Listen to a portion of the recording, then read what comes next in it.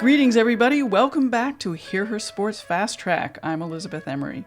This week we have an outtake from episode 56 with triathlete, coach, and cancer survivor Lisa Keller. Lisa is a Level 1 certified USA Triathlon coach and a Level 1 certified Roadrunners Club of America coach. She is a native adventurous Alaskan with her own coaching company, Multisport Training of Alaska. This clip was cut from the full episode because Lisa and I had a terrific and very long chat, so, well, something had to go. I've always been sad about that and wanted to get this section posted somehow, so here we are. In this fast track, Lisa talks about being a cancer survivor and an athlete. Early on, she mentions Alaska Run for Women, which is a women-only race started in 1993 to raise money and awareness of breast cancer. Lisa is one of the founding board members. As I said, it's a clip, so we jump right in. I was diagnosed with cancer in 2002, and my kids were 2 and 4 years old at the time. Holy cow. So they were little. Yeah. And it was ironic because I had been at the start of the Run for Women in 1993. So I was, on the board and had been on the race committee. And I found the lump like a week after the Run for Women. So it was really ironic. And went through everything, had a mastectomy, just a unilateral mastectomy, and a lymph node dissection, which at that time they can see if there's a sentinel node, meaning if cancer's gotten into your lymph nodes yet. I can't remember why, but he wasn't able to do that. So he ended up having to take all my lymph nodes from my left arm. And I did have 2 tumors, and that's why I had to have the mastectomy. So that does cause some problems. You have to watch out for lymphedema when you've had lymph nodes taken out, and lymphedema is an accumulation of lymph fluid because you no longer have those lymph nodes that are processing that fluid.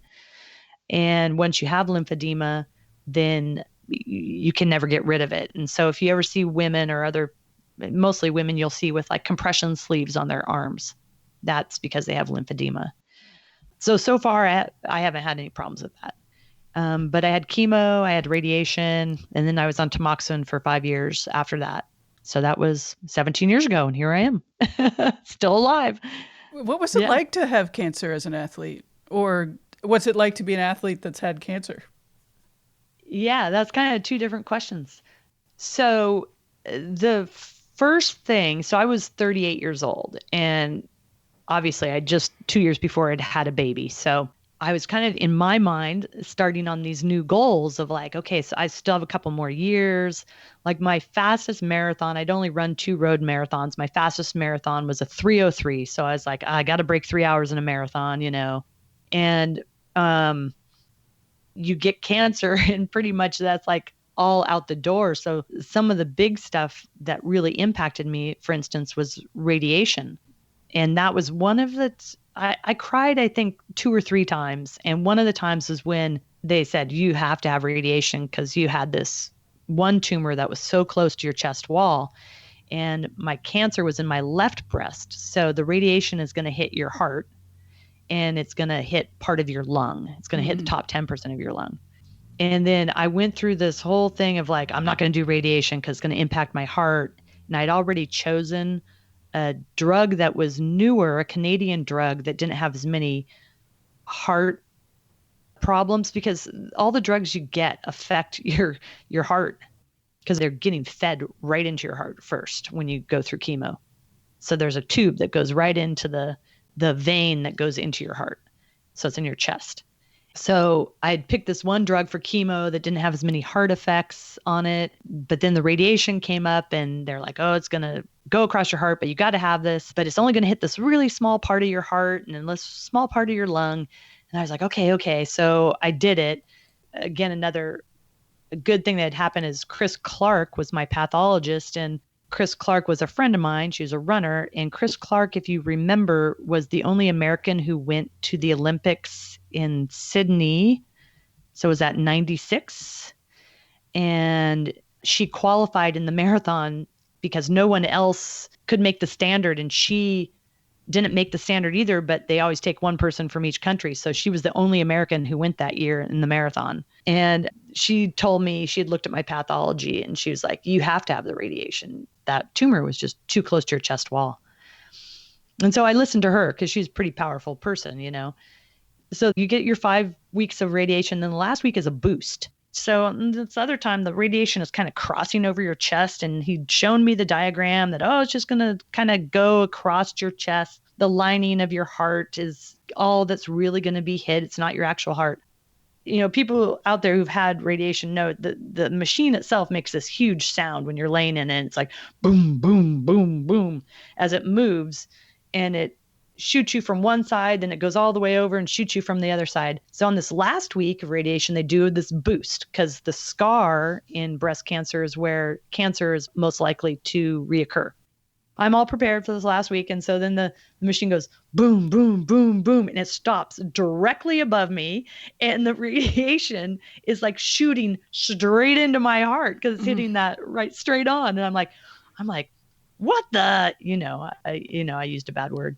And I'm like, wait, like this wasn't supposed to happen. But of course, by that point, you're not going to move. So anyway, yeah, they shot me straight through the heart for that last week. So that was always like, well, there goes my heart. And that was like the biggest thing because it was like, of all of the 3 sports that I do the most, running took the biggest hit. It's just without a doubt, it has to do with that radiation and maybe a little bit of the drugs from chemo.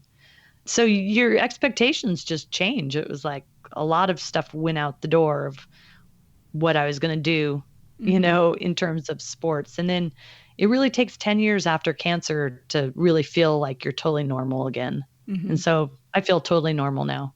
Right. So on your website, you said something about being thankful for the experience, though. Yeah. I am thankful for the experience. I was in a marriage that wasn't very happy.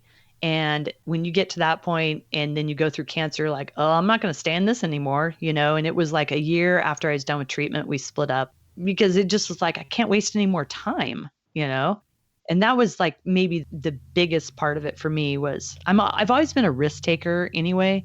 And I got into marriage, which I never really wanted to be married anyway. And I never wanted to have kids, although I love my kids. So I'm glad I have my girls now. But I kind of, in marriage for me was very deadening. And so at that point, when I got cancer, it was like, whew, I got to get out of this and go on with my life, So that was the biggest lesson from cancer. You just appreciate things more. You know that it's going to come to an end someday. So you might as well grab experience and have fun, and having fun and like actually not being as caught up in your results. So sure, I can have goals, but if I don't perform as well as I think I should, I'm not going to cry about it. I'm going to move on because there's going to be another race, hopefully, right? Or maybe there's not, Mm-hmm. So just enjoy where you're at the moment. Has that attitude stayed with you? I mean, do you still feel that as, strongly? Yes, absolutely. Absolutely, for sure. Yeah.